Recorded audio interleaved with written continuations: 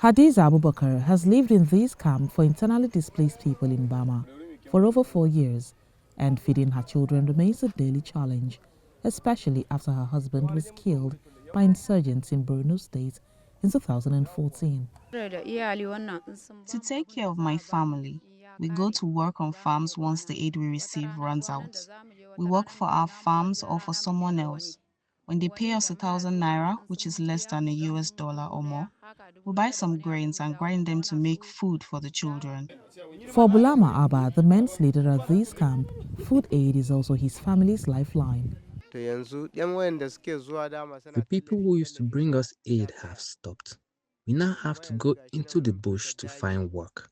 And we can't even go more than 2 kilometers outside of town without being kidnapped. At this IDP camp in Bama town, Borno State, aid workers are treating malnourished children and supporting mothers. But even though services are running out, most of these displaced families are farmers who have lost their farmlands to conflicts and floods. Aid workers at this stabilization center say hunger is now driving dangerous health complications. Cases of severe acute malnutrition with malaria accounts to 40 to 50% of our admission here. So some cases, which is the severe acute malnutrition, it's verified with complications such as anemia also, moderate to severe anemia, because the issue is hunger. When you don't eat enough, your blood is not enough.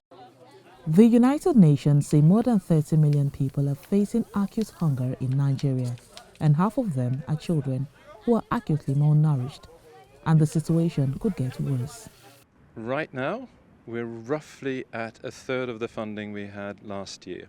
So clearly it's a huge problem for us to be able to provide what we have been providing for the last 10-15 years in terms of food, nutrition services, water and sanitation, healthcare and protection. So it's a huge problem. But the Nigerian government insists it has set aside an unspecified amount of money. Mr. President has approved a special grant to cushion the effect of the suspension of the activities of the World Food Program. And on our own also, we are reaching out to many other organizations that are not directly or that are not receiving their major funding from USAID.